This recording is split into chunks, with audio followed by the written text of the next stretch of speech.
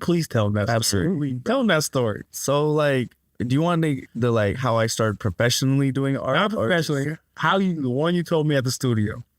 Yeah, man. Just like, I mean, I grew up around art, drawing and everything, doing little sketches, doodles, whatever on your homework and stuff. And then I started painting when I was 18, and I sold my first painting that I ever made. So I just like eventually just was like, oh, I gotta just do this. Cause I had been working jobs and like, doing the student athlete thing, and like, it wasn't very like, it was fulfilling. Yeah.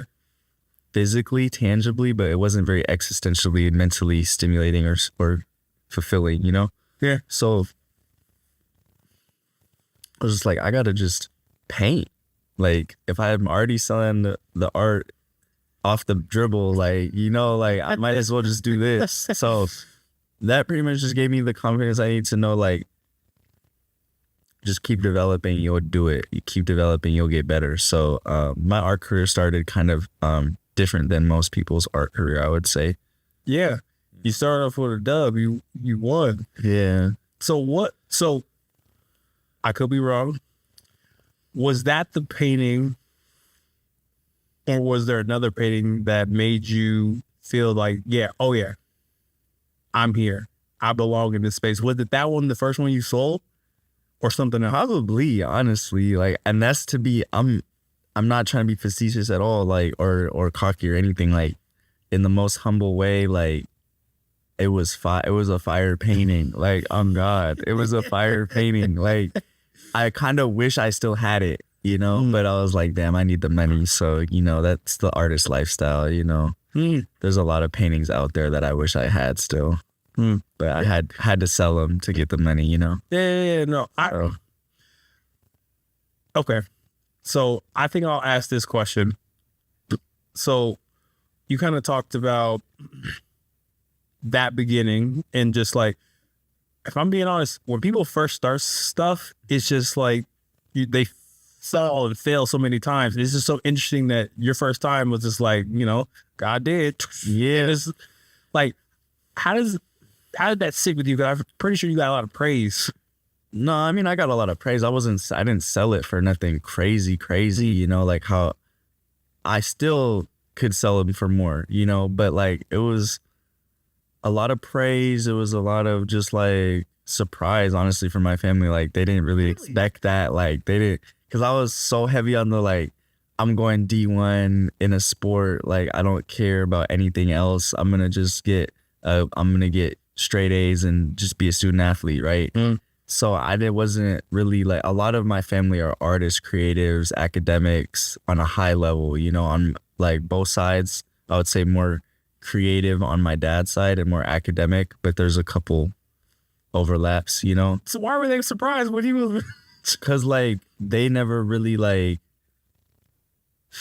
only a couple people in my family financially benefited off their creative ability, so like, it was like, damn, X is just out the gate, like, so that gave me like confidence to just get my first studio, invest time and money into my craft, and just paint every day. So I've been pretty much painting every day since then.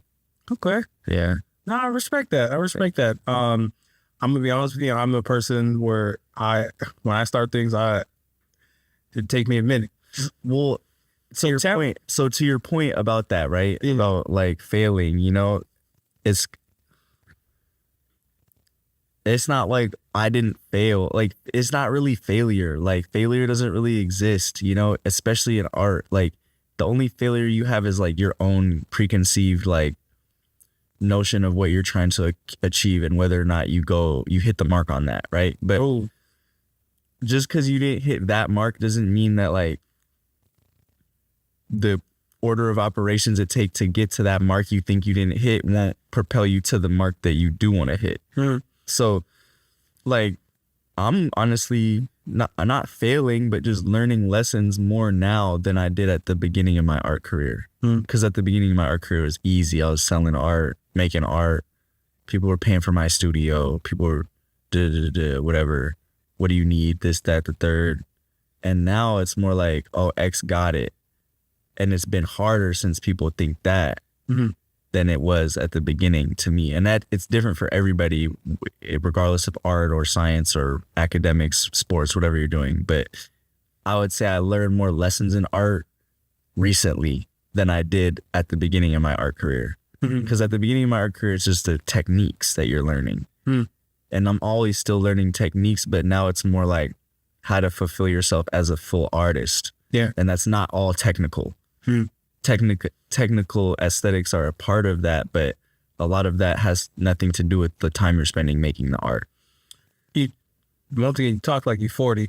So you sound like you've been through a few lives. Oh, I have, man. Already, man. I'm only 24. It's So and it's like that's the trippy thing when I was hanging out with you, where the years of how you explain like the growth of how you got to this place with your art. So it makes me kind of think maybe people can assume and think that you have like an ego.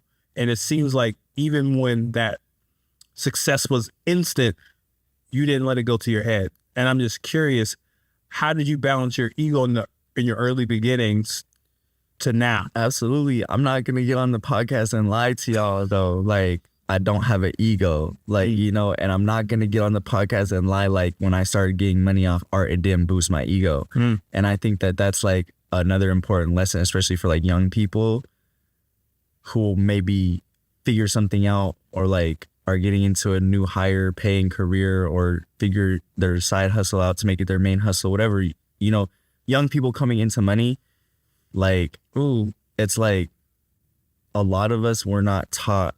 People be like, oh, you should do this, you should do that with your money, but we're not actually taught literacy in that. So I would say that like my ego went up at the beginning of my career, and then it gets tested when you have to maintain all the shit you've already done at such a young, early stage in your career, you know? So like, especially in art, like anybody that tells you that art is not competitive